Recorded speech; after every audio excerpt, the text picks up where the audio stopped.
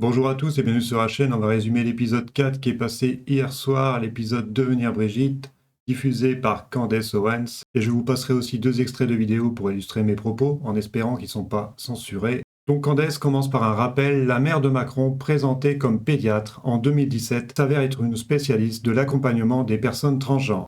Le premier mari de Brigitte, 32 ans de mariage, seulement 2 photos. Tiffen affirme que son père a été enterré le 24 décembre dans Paris Match, alors qu'il a été en réalité incinéré le 28 décembre.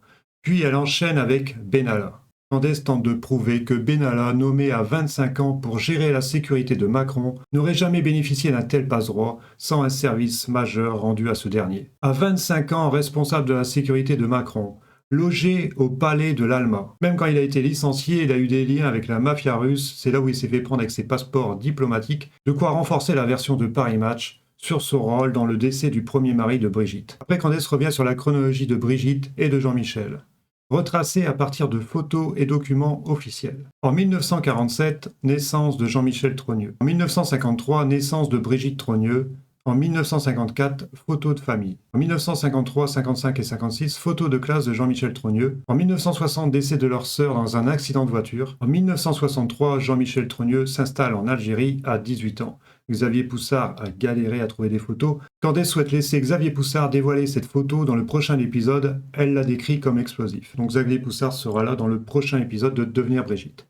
Elle poursuit avec la chronologie. 1974, mariage de Brigitte Trogneux et d'André-Louis Osière. Elle souligne qu'aucune plainte pour diffamation n'a été déposée contre ceux affirmant que Brigitte Macron est en réalité Jean-Michel Trogneux. En revanche, affirmer que la mariée n'est pas Brigitte est bien une diffamation, car il s'agit bien de Brigitte Trogneux, mais pas celle qui est à l'Élysée. Donc d'après Candace Owens, sur la photo de mariage, c'est bien Brigitte Trogneux, mais c'est pas celle qui est avec Emmanuel Macron à l'Élysée. Et là, en 1977, rentre en scène Véronique.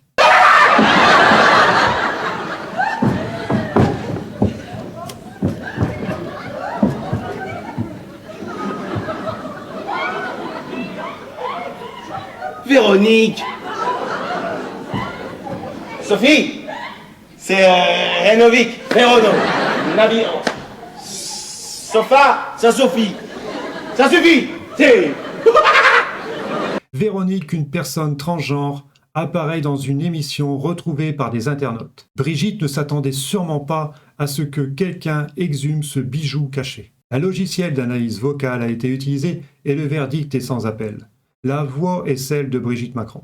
Les tics de langage, notamment le fameux « c'est-à-dire », correspond parfaitement à ceux de Brigitte Macron. Après, Candace révèle des points intrigants dans cette vidéo.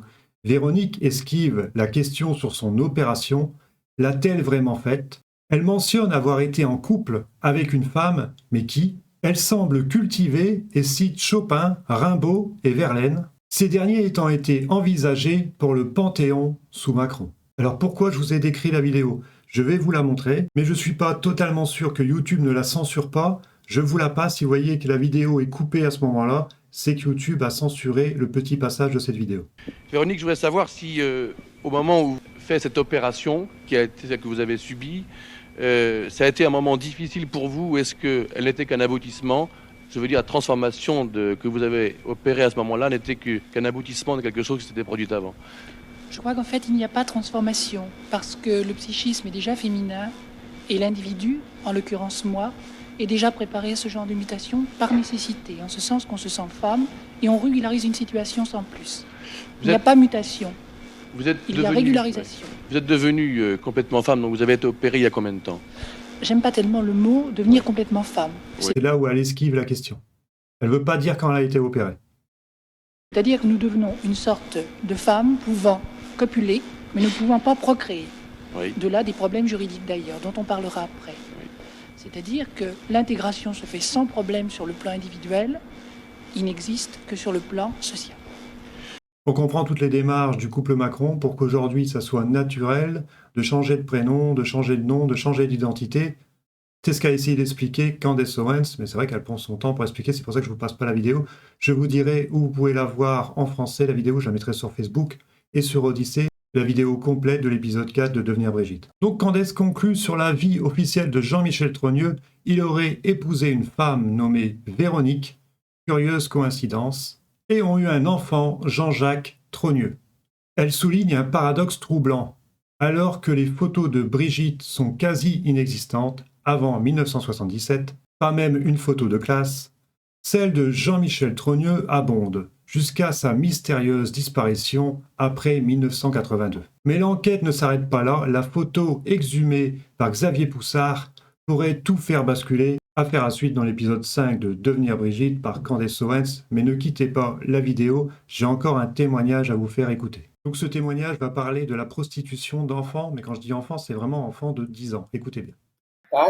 Et je me suis occupé des prostituées. Je m'occupais beaucoup du bois de Boulogne, de la rue Saint-Denis, Blondel. Et alors que je m'occupais de prostituées adultes, j'ai été confronté dans des allées du bois de Vincennes, des allées adjacentes à Boulogne, à des allées où se prostituaient des enfants. Ça a été un terrible choc pour moi.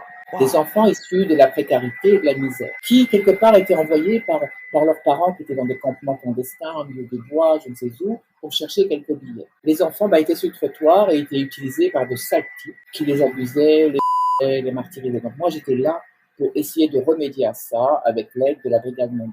Par exemple, je voyais des gros cylindrés arriver, projeter dehors les enfants comme des poubelles, des quantités négligeables après les avoir abusés. Je ramassais le gosse, le pantalon en bas, les en sang, plein de partout sur la figure,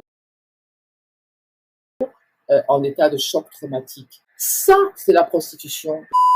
Les enfants de 10 ans, il faut bien que les gens comprennent. C'est pas dans des petits machins feutrés qui sont d'ailleurs abominablement Ça, personne n'en parle, bizarrement. aussi sordides, mais là, on est dans la prostitution la plus violente, la plus brutale. On pourra arrêter les tortionnaires, on pourra arrêter qui vous voulez. Vous croyez que les enfants ils vont briller? Toute leur vie est massacrée. Toute leur vie va être traumatisante. Comment voulez-vous récupérer les choses pareilles? Ceux qui abusent les enfants et ceux qui les martyrisent, ce sont les mêmes qui vont, pour essayer d'attirer la bienveillance du peuple français, vont essayer de rentrer dans des œuvres humanitaires et de dire « Oh, mais vous voyez, on est bien, on fait des choses pour les enfants, pour les minorités qui souffrent. » Mais ce sont les mêmes qui vont sur le terrain les abuser. J'ai quand même eu une amie à moi, Marie-France Puisier. C'est un peu comme pour le racisme. Ceux qui défendent, soi-disant, les personnes sont en fait les gens les plus racistes de France. Torturée et assassinée parce qu'elle s'apprêtait à dénoncer le poteau rose. Marie Laforêt a été mise hors de cause et brutalisée parce qu'elle s'apprêtait à dénoncer le poteau rose. Katouchanian, ma sœur, a été tuée, assassinée, torturée, jetée dans la Seine parce qu'elle s'apprêtait à révéler et de dire qu'elle et moi, on avait les preuves concrètes qu'un ministre de la Culture faisait le trafic d'enfants. Et moi, on m'a bien dit, ma chère, vous fermez votre bouche. Un ministre de la Culture, on se demande qui s'est fait un peu bousculer à une manifestation contre la pédophilie. Je pense que vous en avez entendu parler. Je vous y passais, hein. Alors j'étais censé faire quoi, moi? Et là, Carl Zéro, qui a la liste des notoires de l'État, n'a pas pu la divulguer parce qu'on l'a menacé de tuer ses petits-enfants. Et les grands-pères, il n'a pas envie. Hein. C'est ce que je dis souvent sur Carl Zéro. Pour moi, il cache beaucoup de choses. Il sait beaucoup de choses. Mais il cache beaucoup de choses. Il est plus là pour cacher des choses que pour dire des choses. Combien de pédophiles ont été arrêtés grâce aux enquêtes de Carl Zéro? 0. Combien d'enfants ont été sauvés grâce aux enquêtes de Carl Zéro? 0. Donc c'est bien Carl Zéro. Il en parle de ses affaires, de vieilles affaires. Hein. Il tourne autour. Plein de gens viennent témoigner auprès de Carl Zéro. Et bizarrement, ces gens disparaissent. C'est étonnant. Après, je le comprends, il a peur. Comme elle le dit, il est grand-père, Carl Zéro. Il a peur pour ses petits-enfants. Et on va finir la vidéo justement encore avec des viols d'enfants qui ont été cachés par François Bayrou. En tout cas, il était au courant, il n'a rien dit. Le Premier ministre François Bayrou a menti aujourd'hui devant les députés sur une vaste affaire de pédocriminalité dans sa région. Mediapart, qui tient souvent ses sources des services secrets français, publie de nouveaux documents montrant qu'il avait été alerté et qu'il avait même défendu l'établissement. Il y a une lettre recommandée qui le prouve. Voilà, c'est tout ce que j'avais à vous dire aujourd'hui. Partagez, likez si vous avez aimé, mettez-moi un commentaire, dites-moi ce que vous avez pensé de tout ça, et on se retrouve dans une prochaine vidéo. Bye.